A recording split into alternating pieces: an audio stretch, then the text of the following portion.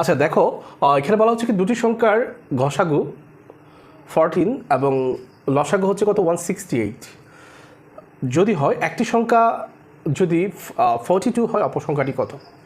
এই ধরনের ম্যাথগুলো যদি তোমাদেরকে কখনো দেয়া হয়, আমরা বিগত ক্লাসে যেগুলো আলোচনা করেছি সেম একটা সূত্র দিয়ে আমরা সব ম্যাথগুলো সলভ করতে পারি। আমাদের বিগত ক্লাসের সূত্রটা ছিল, যদিও তোমাদের এত ডিটেলসের দরকার নাই, সূত্রটি ছিল কি লসাগু সমান দুটি সংখ্যার গুণফল বাই ঘষাগু। তাহলে ওই সূত্র থেকে আমরা এটাকে কী করতে পারি, সলভ করতে পারি। অর্থাৎ আমরা আচ্ছা ওই সূত্রটাই লিখি। সূত্রটা ছিল কি, লসাগু ইকুয়াল দুটি সংখ্যার গুণফল ভাই ঘষাগু।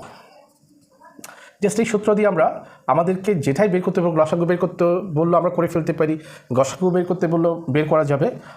আবার যদি একটি সংখ্যা দেওয়া থাকে, অপর সংখ্যাটিও বের করা যাবে। ধরো আমরা এই সূত্রটা আমাদের জানা আছে, হ্যাঁ। তাইলে আমার যেহেতু লসাগু আছে, এখানে আমার কাছে ঘষাগু আছে, ইভেনচুয়ালি এখানে যে দুটি সংখ্যার কথা বলা হচ্ছে তার ভিতরে একটি সংখ্যা দেওয়া আছে।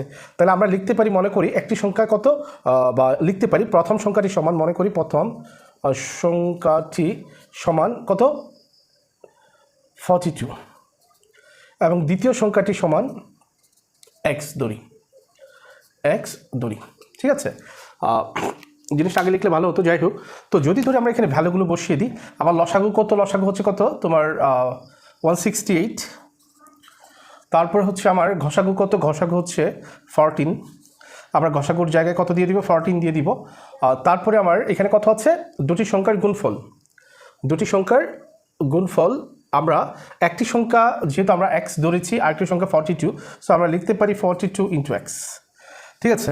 সো 42 ইন্টু এক্স যদি হয়, তাহলে সেই ক্ষেত্রে আমরা কী করব, এটার নিচে কিছু না থাকলে কি থাকে, 1 থাকে, 1-এর সাথে এটার গুণ, আবার 14-এর সাথে কত 168-এর গুণ, ঠিক আছে। সো গুণ করলে আমরা কি পাই, এখানে আমরা যদি এভাবে লিখি 42x ইকুয়াল 168 ইন্টু 14, আমরা আবার এইভাবেও কেটে ফেলতে পারি, 3 14 42 এইভাবেও করা যায়। যাই হোক, যেহেতু আমার হাতে ক্যালকুলেটর, আমরা ডিটেলসে এইভাবে দেখাই দিই। সো আমার দরকার কাকে, এখানে এক্সকে আমরা এক্স ইকুয়াল লিখতে পারি কত 168 বাই ইন্টু 14 বাই 42। সো এই যে 42 দ্বারা এটাকে যদি কাটি, আমরা পাই কত 56। তোমরা ক্যালকুলেটর দিয়ে হয়তো ক্যালকুলেশনটা করে দেখবা। সো আমার অ্যান্সার হচ্ছে কি 56। আশা করি তোমরা ক্লাসটি বুঝতে পেরেছো। যদি তোমাদের ক্লাসটি ভালো লাগে, ক্লাসটি তোমাদের বন্ধুদের সাথে শেয়ার করবা এবং ক্লাসে একটি লাইক কমেন্টস করবা। আর যদি সাবস্ক্রাইব করে না থাকো, ক্লাসটিতে মানে আমার চ্যানেলটিতে একটি সাবস্ক্রাইব করবা। সে পর্যন্ত তোমরা প্রত্যেকে ভালো থাকো, সুস্থ থাকো। তোমাদের জন্য শুভকামনা রইল। আসসালামু আলাইকুম ওয়া রাহমাতুল্লাহি তাআলা ওয়া বারাকাতুহু।